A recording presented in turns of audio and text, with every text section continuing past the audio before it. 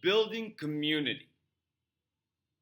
Tavern culture has a very important place in American politics. Before the Revolutionary War, our founding fathers often met at taverns and coffeehouses to discuss their political and military plans. Political conversations still take place in taverns, bars, and other social places across the country. I've met countless people at taverns, cocktail bars, and coffee houses through political discourse during my college years.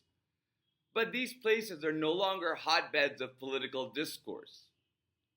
The tavern culture has now migrated to the internet like a lot of things have.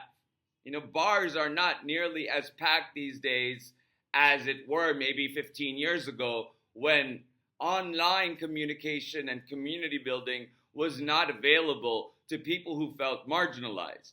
But people now have that opportunity. Online communities create cozy virtual spaces where ideas are discussed and debated. These virtual communities must be strengthened.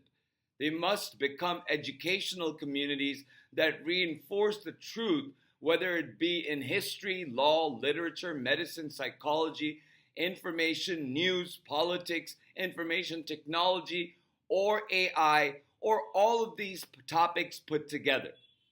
Every discipline has a place in the virtual world, and we should make the most of it.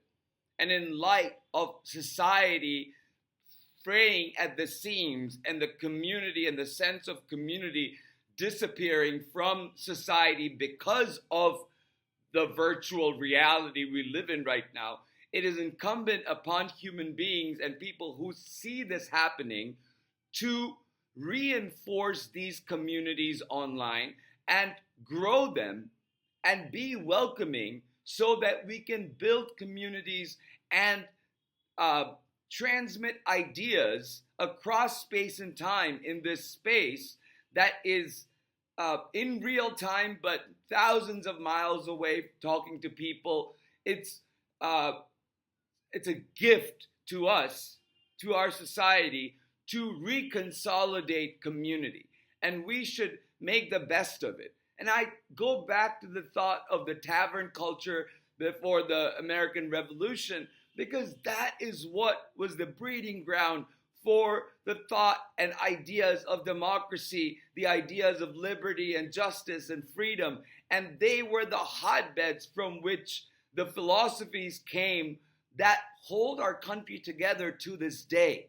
So it's important to look back at how they built community.